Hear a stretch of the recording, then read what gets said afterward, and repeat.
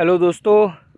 तो आप देख रहे होंगे मेरे पीछे पहले तो जो ये नदी दिख रही है ये है जमुना जी।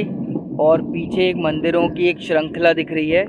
और इधर आपको एक पुल दिख रहा होगा। तो ये क्या क्या है वो मैं बाद में बताता हूँ, लेकिन पहले ये बताता हूँ ये जगह कौन सी है।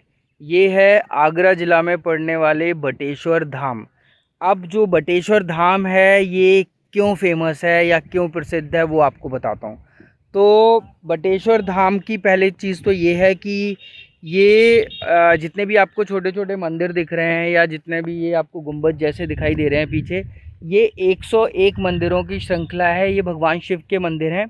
और इसके अलावा बटेश्वर जो है वो प्रसिद्ध है क्यों यहाँ पर हमारे जो भारत रत्न अटल बिहारी वाजपेयी जो हमारे भूतपूर्व प्रधानमंत्री थे उनकी जन्मस्थली भी है। फिर पौराणिक कथाओं के अनुसार भगवान श्री कृष्ण के जो पिताजी थे वसुदेव जी, उनकी भी जन्मस्थली इसी जगह पर है। बड़ी इंटरेस्टिंग स्टोरी है कि ये जो 101 मंदिर जो बने हैं वो क्यों बने हैं, कैसे बने हैं, क्या है। लेकिन उससे पहले मैं आपको कुछ चीज़ें दिखाता हूँ और मिलवाता हूँ किसी से। तो ये जो आपको दिख रहा है लड़का, दो बैग टांगे हुए, इसमें से एक मेरा बैग है एक इसका बैग है। ये है अरुण राजपूत। और अरुण राजपूत जी मुस्कुरा रहे हैं। क्या करते हो अरुण आप? नीट की तैयारी कर रहा हूँ मैं। नीट की तैयारी कर रहे हैं। ये फ्यूचर डॉक्टर है लड़का अपना। और ये हमारे साथ में आया हुआ है तो दिखाने के लिए कि भाई हम बटेश्वर घूमें। तो सबसे पहले तो दोस्तों दो तीन चीज़ें यहीं से शुरू करते हैं। ये मैं घाट के इस तरफ हूँ और यहाँ पर ये हमारी जमुना जी हैं। अब जमुना जी की स्थिति तो मतलब क्या बताएं। ओवरऑल देखा जाए तो घाट तो बहुत ख़राब हाल कर रखा है। इसके अलावा अब हम आते हैं इस तरफ। तो यहाँ पर ये एक पुल बनाया हुआ है। तो इसके ऊपर ये लकड़ी का है, अभी आपको दिखाता हूँ। और अभी इस टाइम पर भेड़ें जा रही हैं तो देखने में बड़ा सुंदर लग रहा है। तो ये जो पीपा का पुल है, पीपा दोस्तों अभी एक फ़िल्म भी आने वाली है पिप्पा, तो वो भी उसी से अभी ये वर्ड ध्यान आया। यहाँ पे बताया कि ये पीपा का पुल इसको कहते हैं। और यहाँ रेत वगैरह में देखो गाड़ियाँ जाती होंगी, बाइक्स जाती होंगी, तो वो फिसले नहीं, रेत में ब्लॉक ना हो, तो इन्होंने लोहे की जो ये शीट्स हैं ये डाल रखी हैं। यहाँ पे देखो अभी एक बाइकर आ रहा है, ये देखो।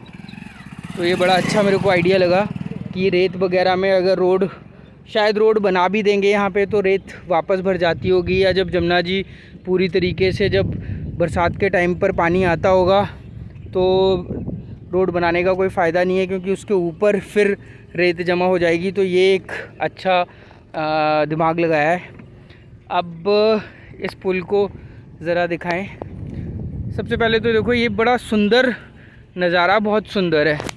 और अगर हमारे देश में नदियों को, हालांकि वो देखिए वो स्टीमर भी चला रखा है, लेकिन मैं यही कह रहा था कि अगर हमारे देश में जो भी हमारा जो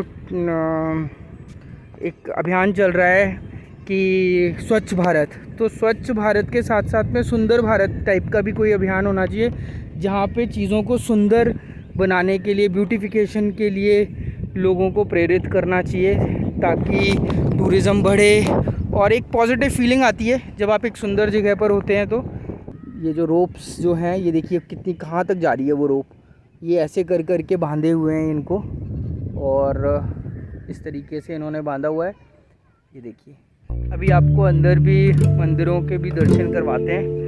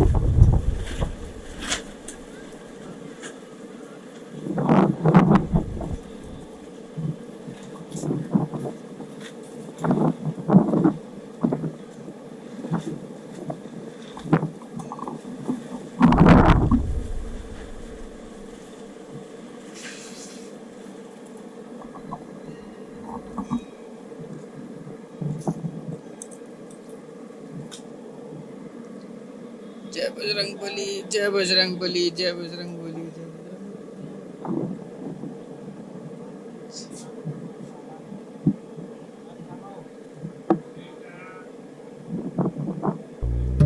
जी बाबा जी,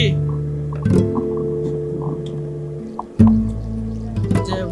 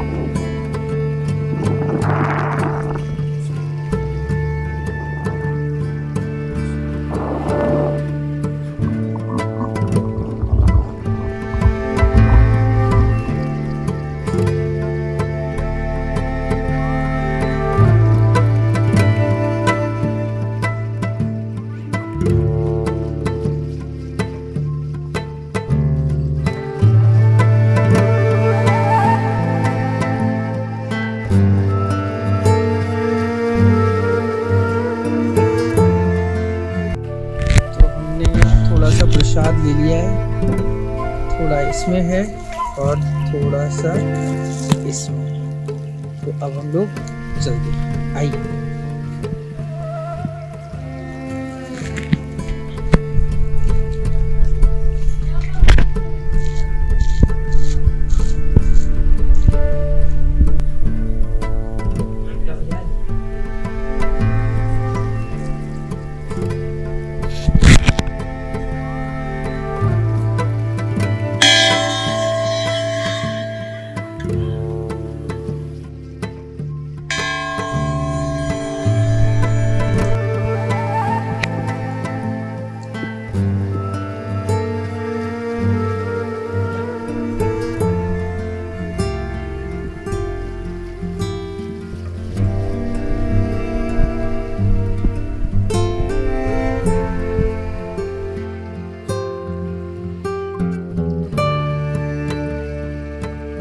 मेरा प्रसाद ये देखो भोले बाबा के सही स्वरूप में जड़ गया है। वानर जी लेकर चले गए, कोई बात नहीं।